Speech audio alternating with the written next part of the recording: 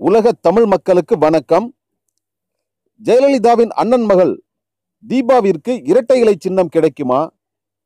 டெல்லி தேர்தல் கமிஷனிடம் இரட்டை இலை சின்னம் தீபாவின் எம்ஜிஆர் அம்மா தீபா பேரவைக்குத்தான் உரியது, ஆகவே இரட்டை இலை சின்னம் தங்களுக்குத்தான் தர வேண்டும் என்று தீபா மனு தாக்கல் செய்துள்ளார்.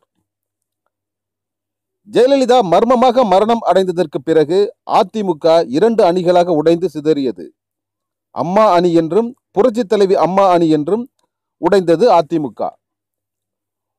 ஓ பன்னீர்செல்வம் அணியும் சசிகலா அணியும் இரட்டை இலை சின்னத்திற்காக ஏராளமான ஆவணங்களை டெல்லி தேர்தல் கமிஷனிடம் தாக்கல் செய்து வரும் நிலையில் தீபாவும் இரட்டை இலை சின்னம் தங்களுக்குத்தான் என்று மனு தாக்கல் செய்திருப்பது திடீர் திருப்பத்தை ஏற்படுத்தியுள்ளது.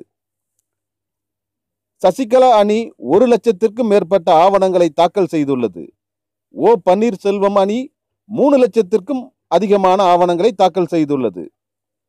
மூட்டை மூட்டையாய் வந்து குவியும் ஆவணங்களை பார்த்து டெல்லி தேர்தல் கமிஷன் அதிகாரிகள் திக்கு முக்காடி போய் திகைப்பில் ஆழ்ந்துள்ளதாக கூறுகிறார்கள்.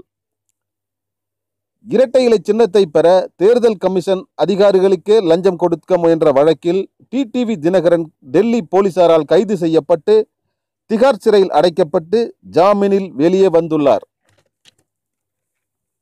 இந்த நிலையில் தீபாவும் இரட்டை இலை சின்னத்தை கேட்டு தேர்தல் கமிஷனிடம் மனு தாக்கல் செய்திருப்பது ஓ பன்னீர்செல்வம், டிடிவி தினகரன் இருவருக்கும் அதிர்ச்சியை ஏற்படுத்தியிருக்கிறது என்று அதிமுக வட்டாரத்தில் பேசிக்கொள்கிறார்கள். ஜெயலலிதா உயிரோடு இருந்தவரை தீபா அதிமுக அடிப்படை உறுப்பினராக கூட சேரவில்லை என்று கூறுகிறார்கள். தீபா எந்த ஆவணங்களை காட்டி இரட்டை இலை சின்னத்தை பெறுவார்? முதலில் தீபா ஜெயலலிதாவின் போயஸ் கார்டன் வீட்டை மீட்கட்டும், பிறகு இரட்டை இலை சின்னத்தை மீட்கட்டும் என்று அதிமுக தொண்டர்கள் கூறுகிறார்கள். தீபா இரட்டை இலை சின்னத்தை கேட்டு மனு கொடுத்திருப்பதும் பரவலாக பேசப்படும் சலசலப்பையும் ஏற்படுத்தும். இது கூட அரசியல் செயல்பாட்டின் ஒரு முயற்சி தான் என்கிறார்கள் அரசியல் பார்வையாளர்கள். தீபா கொஞ்சம் கொஞ்சமாக அரசியல் சாணக்கியத்தனங்களை கற்றுக்கொண்டு வருகிறார் என்கிறார்கள் தீபாவின் ஆதரவாளர்கள். யூனிவர்ஸ் டிவியை சப்ஸ்கிரைப் செய்து கொள்ளுங்கள்.